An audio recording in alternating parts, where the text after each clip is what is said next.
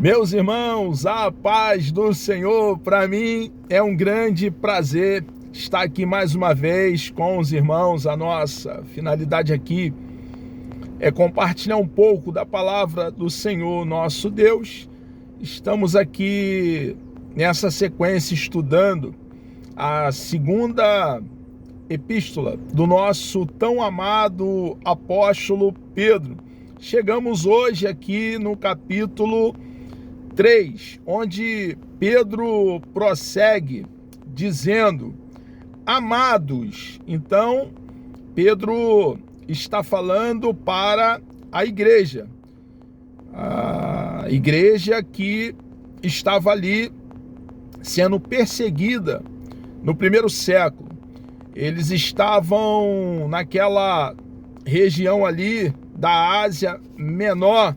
Quando nós comentamos, quando estávamos expondo a primeira carta, na região do Ponto, Capadócia, ali, naquela Bitínia, aquela região ali da Ásia Menor, que é a atual Turquia. Eles eram peregrinos dispersos por se manterem fiéis ao nosso Senhor e Salvador Jesus Cristo. Tiveram que abandonar ali as suas posses, os seus bens materiais, separar dos seus familiares. A perseguição era ferrenha, mas eles não negaram o santo e precioso nome do nosso Senhor e Salvador Jesus Cristo. Então, assim como a primeira carta, essa carta, e vai ficar bem claro agora no continuar desse primeiro versículo do capítulo 3, está sendo endereçada aos mesmos destinatários, aos mesmos cristãos. Pedro está doutrinando, exortando, animando a igreja, nossos irmãos e amigos ali no primeiro século, e a nós hoje, igreja do século 21, que cremos em Cristo de todo o coração. Ele prossegue dizendo: amados, esta é agora a segunda carta que escrevo a vocês. Então, ele deixa bem claro aqui, fazendo alusão, que já escrevera uma primeira carta. Foi então a carta que nós aqui tivemos por alguns meses expondo. Ele agora endereçando essa segunda carta aos mesmos destinatários que na ocasião estava passando por muitas dificuldades, muitas lutas. Jesus mesmo já havia alertado que no mundo teríamos aflições. Todos que pregarmos o evangelho genuíno, não falsificado, não com manobra, não adulterando o rolo sagrado, as sagradas letras, sofreremos perseguições. Algumas dessas perseguições virão de dentro dos nossos arraiais. Assim aconteceu com os nossos irmãos e amigos lá no primeiro século. Um pouco mais adiante, nós temos aí grandes homens de Deus, ali bem à frente do primeiro século, John Wesley, que é um padrão referencial para nós, George Whitefield, que foram pregadores na floresta. O John Wesley, por exemplo, ele não tinha liberdade de pregar dentro da paróquia, e George Whitefield o conduziu para pregar ao ar livre. Aqueles que têm um chamado da parte de Deus, Deus sempre manterá a porta aberta para usá-lo e poder falar livremente do plano bendito de salvação, a boa mensagem que dá vida a mortos, e alcançar milhares e milhares de pessoas. Deus tem os seus canais.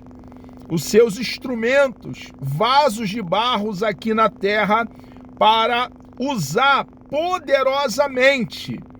Nós precisamos tão somente buscar a face do nosso Deus, desfrutar de comunhão, relacionamento, intimidade, estar em sintonia com o nosso Deus e cumprir a nossa missão. Proclamar como arauto que somos o Evangelho, as boas novas de salvação com clareza. Então Pedro aqui, ele já escreveu a primeira carta e ele alude nesse primeiro versículo essa verdade, e ele agora está então escrevendo a segunda carta aos mesmos destinatários. Amados, está falando para a igreja. Reitero, para uma afixação da verdade, uma afixação da doutrina que nos traz firmeza, consistência, nos dá grande estabilidade. Amados, esta é agora a segunda carta que escrevo a vocês. A carta está sendo direcionada à igreja. É a nós, os de dentro, não os de fora. Em ambas, quero despertar com estas lembranças a sua mente sincera para que vocês se recordem. Ele tem, então, um escopo, um alvo, um objetivo. Ele quer despertá-los. Pedro tem aqui no seu coração o firme propósito de os cristãos ali naquela ocasião e nós hoje mantermos uma vida espiritual saudável. Ele é um pastor preocupado com o rebanho e ele está constantemente anunciando a verdade de Deus, pois a verdade de Deus é firmeza para nós. Em ambas as cartas, é o que ele está dizendo. Quero despertar com estas lembranças a sua mente sincera para que vocês se recordem das palavras proferidas no passado pelos santos profetas. Ele tem aqui, então, a finalidade que os nossos amigos e irmãos ali no primeiro século e nós hoje, constantemente, tomemos tempo para ponderar, pensar nos registros veterotestamentários. A Bíblia é um todo e não pode ser fragmentada. O Antigo Testamento é a fundação, é a base. O Novo Testamento é a continuação desse edifício, fazendo aqui uma analogia com um edifício. E a palavra de Deus é um todo. O cano sagrado, a vara de medir, os 66 livros inspirados pela terceira pessoa da Santíssima Trindade, soprou para dentro de aproximadamente 40 escritores. A palavra do nosso Deus tem início, meio e fim. Não pode ser fragmentada. Como entenderemos o Novo Testamento sem assimilarmos bem o registro veterotestamentário, o Antigo Testamento? Quando alguém me pergunta por onde eu começo a ler a Bíblia, eu respondo pelo início, como se começa um livro. E não começando pelo primeiro livro, o livro de Gênesis, começou no meio do caminho. Muita coisa ficará para trás. Começamos do início. A Bíblia tem início, meio e fim. como pregaremos o evangelho com clareza sem ir até o primeiro livro da Bíblia? Então, a Bíblia é um todo e precisamos estudá-la devagarzinho, com calma, não a galope, não às carreiras. E Pedro aqui deixa essa verdade muito clara. Olha o que ele está dizendo aqui. Palavras proferidas no passado. Por quem, Pedro? Pelos santos profetas e do mandamento do nosso Senhor e Salvador, que os apóstolos ensinaram a vocês. Observe que ele fala dos santos profetas do passado e fala também do nosso Senhor e Salvador Jesus Cristo, no primeiro século, ali no contexto atual que ele estava escrevendo a carta. Então, é uma complementação, a revelação de Deus, a sua palavra. A revelação é progressiva.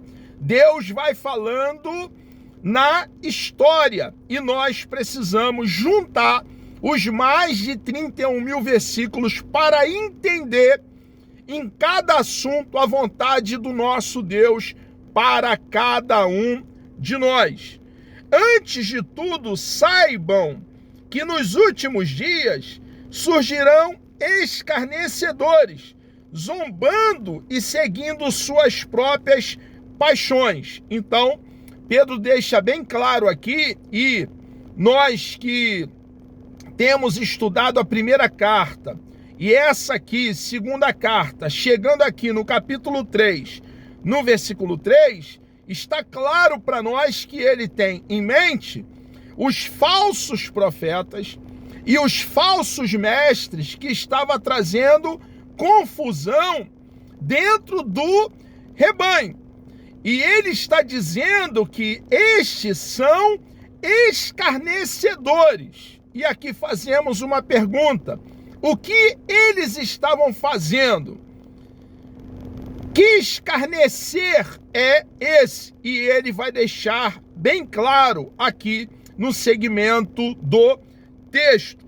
Antes de tudo, saibam que nos últimos dias surgirão escarnecedores, zombando e seguindo suas próprias paixões. Eles dirão: o que houve com a promessa da sua vinda? Então, esses escarnecedores que Pedro está aqui fazendo referência, eles ali já no seu tempo, observe que Pedro, os demais apóstolos, a igreja ali do primeiro século, nos primórdios, em época muito remota, aguardavam a vinda do Senhor, o arrebatamento, para aquele momento. Assim como nós hoje precisamos ter a mesma postura que eles lá no primeiro século. Aguardamos o arrebatamento para agora, nesse momento. Eles também aguardavam o arrebatamento para aquele momento.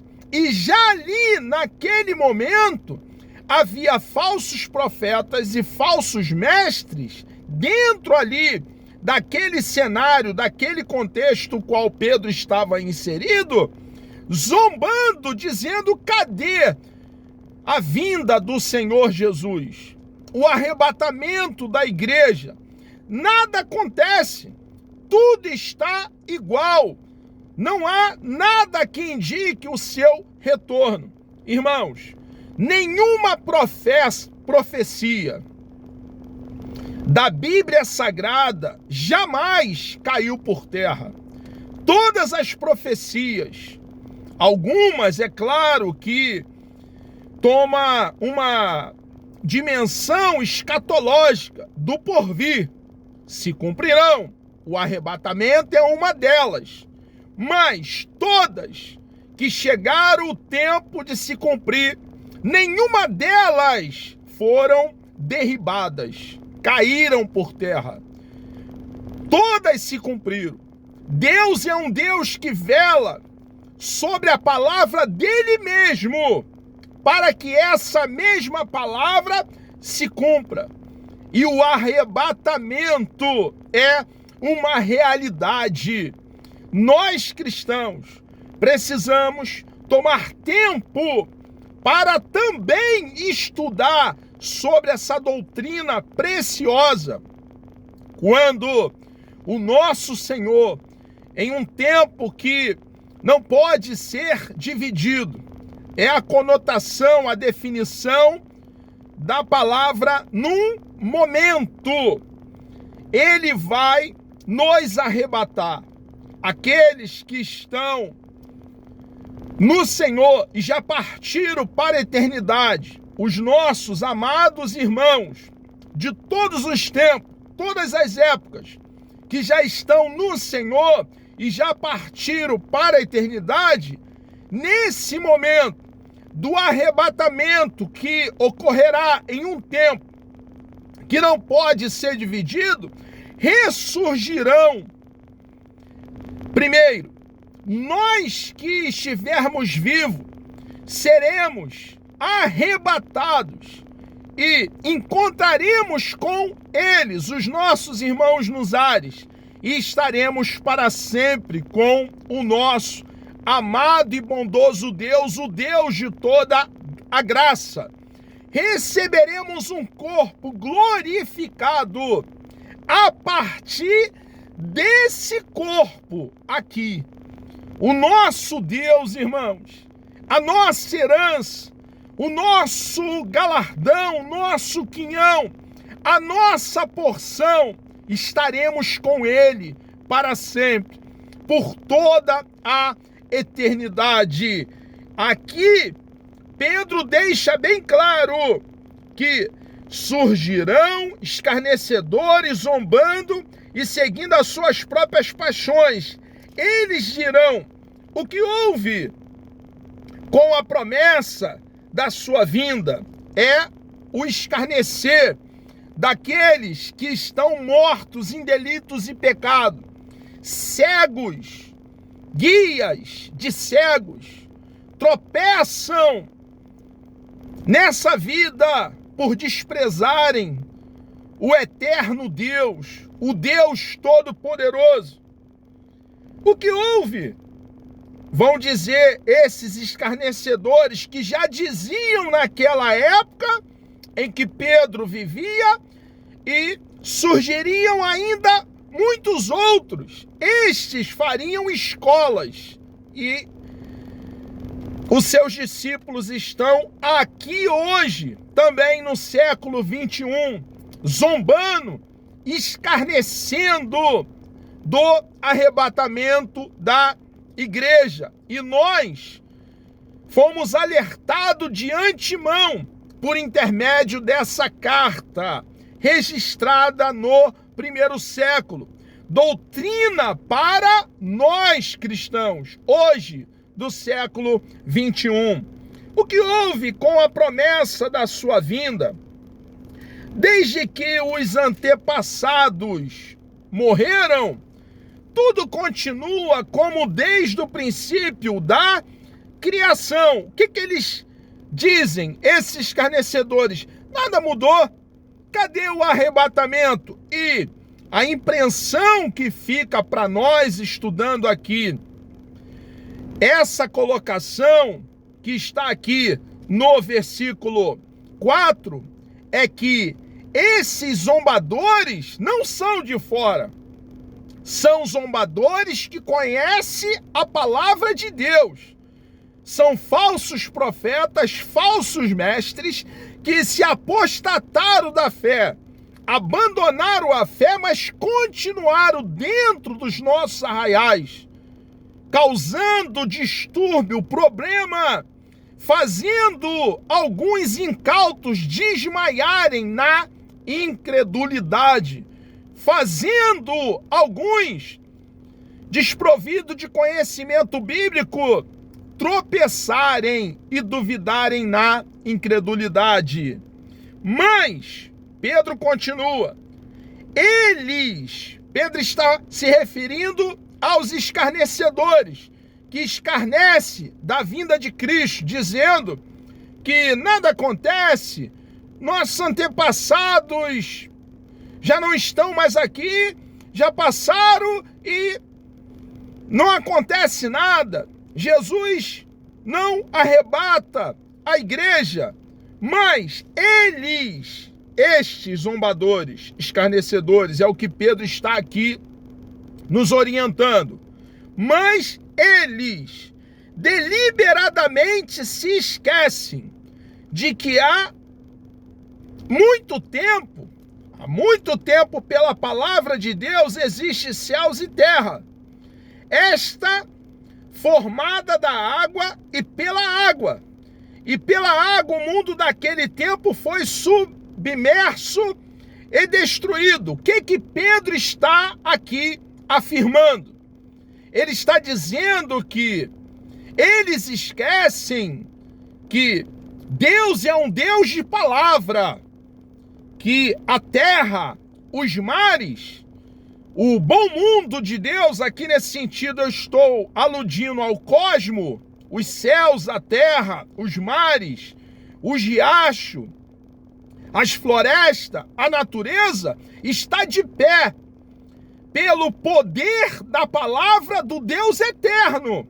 E é o Deus autoexistente, autossuficiente, o grande eu sou, que tem sustentado a sua criação. O que Pedro está dizendo aqui?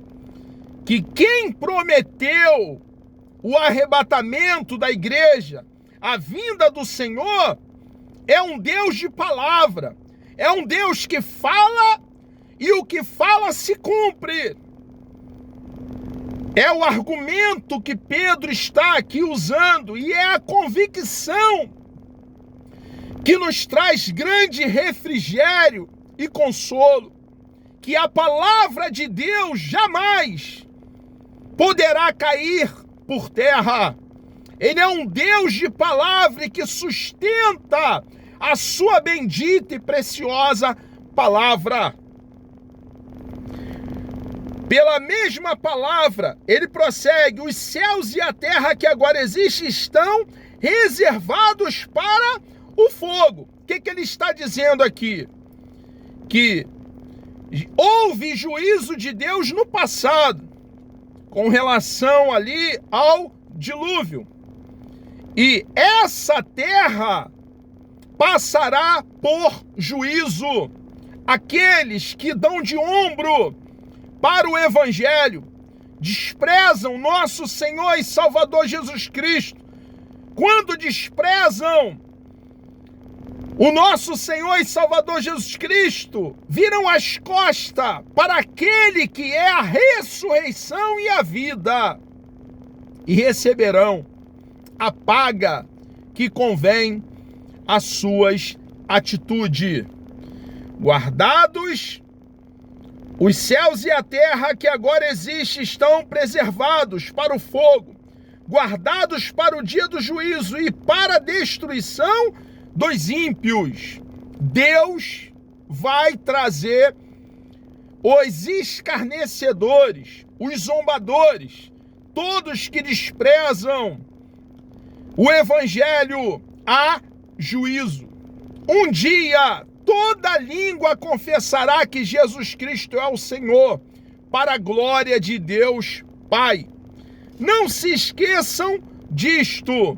Pedro está doutrinando a igreja.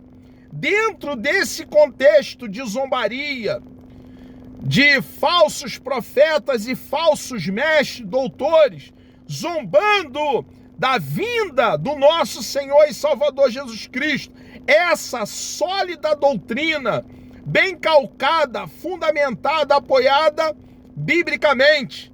Não se esqueçam disto, amados. Ele se volta para a igreja.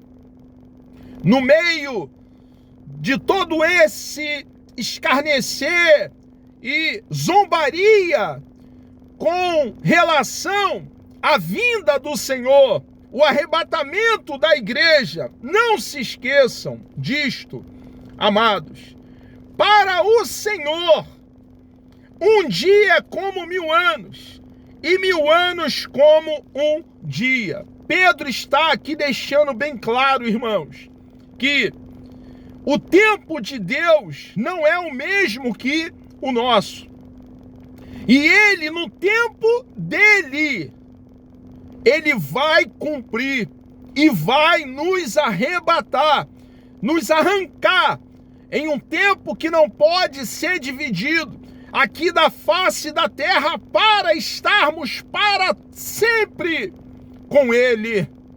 E passaremos ali a eternidade com aquele que proveu eterna salvação para cada um de nós, que com sabedoria nos resgatou do mercado de escravo, nos comprou, para ele mesmo nos redimiu, com um alto preço, preço de sangue, e sangue do eterno Filho de Deus, nosso Senhor e Salvador, Jesus Cristo. Não se esqueçam disto, amados. Para o Senhor um dia é como 1000 anos, e 1000 anos como um dia. O Senhor não demora em cumprir a sua promessa, como julgam alguns, os escarnecedores, os zombadores. Deus prometeu, meu irmão, minha irmã, e ele vai cumprir. Precisamos tão somente permanecer arraigado, plantado, fundamentado no nosso Senhor e Salvador Jesus Cristo, e estaremos aonde o nosso Senhor estiver. Estaremos para sempre, cearemos com ele, desfrutaremos daquele que é a âncora da nossa alma, o paladino que nos defende. Ao contrário, ele é paciente, o nosso Deus é paciente com vocês, com a igreja, não querendo que ninguém pereça, mas que todos cheguem ao arrependimento. Irmãos, cabe a nós pregarmos a boa mensagem que dá vida a mortos. Jesus deixou bem claro a nossa missão quando ele disse: ide por todo mundo e pregai o evangelho a toda criatura. A nossa missão é proclamar com arauto o evangelho. O dia do Senhor, porém, virá como ladrão. O que ele está dizendo aqui? Que o dia do Senhor virá repentinamente. E nós precisamos então estar acautelados e prudentes. Estarmos em Cristo, arraigados, seguro nele, como um ramo na videira verdadeira que é o nosso Salvador. Os céus desaparecerão, os acontecimentos, é o que Pedro está dizendo aqui, com um grande estrondo, os elementos serão desfeitos pelo calor e a terra, e tudo que nela há serão desnudada. Muitos acontecimentos simultâneos nos céus e aqui na terra acontecerão nesse dia. Visto que tudo será assim desfeito, que tipo de pessoas é necessário que vocês sejam? É uma pergunta à igreja. Pedro está preocupado em a igreja do primeiro século e nós hoje nos mantermos em Cristo, nos mantermos nele, em comunhão, relacionamento, intimidade, sintonia com aquele que nos resgatou. Vivam de maneira santa e piedosa. Permaneçam em uma vida pia, em uma vida de oração, de jejum, de tomar tempo para debruçar sobre o rolo sagrado. As sagradas letras é o que Pedro está aqui nos doutrinando. Esperando, não perca a esperança, é o que Pedro está dizendo aqui, irmãos. Precisamos manter vivo dentro de nós, cada um de nós, cristão, a preciosa e bendita esperança que o nosso Jesus, ele vem nos buscar para ele mesmo, esperando o dia de Deus e apressando a sua vinda. Naquele dia os céus serão desfeitos pelo fogo, os elementos se derreterão pelo calor. Todavia, de acordo com a sua promessa, esperamos novos céus e nova terra, onde habita a justiça. E lembrar e pensar nessas verdades nos faz, com grande amor, o amor que temos pelo nosso Deus, desejar esse dia, o dia que estaremos para sempre com o Deus bendito e precioso. Portanto, amados, o que Pedro está dizendo? Visto que essas coisas acontecerão, que Deus vai cumprir, como sempre cumpriu, a sua bendita e preciosa palavra, velando, cuidando para que o que ele mesmo fala, o Deus eterno, se cumpra. Portanto, amados, enquanto esperam estas coisas, empenhe-se para ser encontrado por ele em paz, imaculados e inculpáveis. Pedro está dizendo que o tempo que ainda nos resta aqui na peregrinação, enquanto aguardamos o arrebatamento, precisamos nos manter em Deus, tendo cuidado com a nossa própria vida, para que Ele, na sua vinda, nos encontre totalmente empenhado na sua obra, fazendo a sua bendita e preciosa vontade. Tenho em mente que a paciência de nosso Senhor significa salvação, como também o nosso amado irmão Paulo escreveu a vocês, com a sabedoria que Deus lhe deu. Ele escreve da mesma forma em todas as suas cartas, falando nelas destes assuntos. Suas cartas contêm algumas coisas difíceis de entender, as quais os ignorantes e instáveis torcem, como também o fazem com as demais escrituras para a própria destruição deles. Irmãos, Pedro está deixando bem claro aqui que o apóstolo Paulo também já havia registrado a verdade da vinda do Senhor, do arrebatamento da igreja. Os aproximadamente 40 escritores bíblicos, não é cada um puxa para um lado, não, 1000 vezes não. Todos vão em uma mesma esteira, em uma mesma direção. Deus não se contradiz, a sua bendita e preciosa palavra é perfeita. E assim como Pedro, o apóstolo Paulo, também já nos orientou, doutrinou a respeito desse grande dia, o dia do nosso Deus, o dia do arrebatamento. Portanto, amados, sabendo disso, guardem-se. Ele está dizendo, preserve-se, mantenha-se em Deus, fazendo a obra, buscando-o com uma vida pia, uma vida de piedade, de entrega, de oração, de dedicação. Guardem-se para que não sejam levados pelo erro, por qualquer vento de doutrina, de ensinamento, dos que não têm princípios morais, nem percam a sua firmeza e caiam. Cresçam, porém, na graça e no conhecimento de nosso Senhor e Salvador, Jesus Cristo.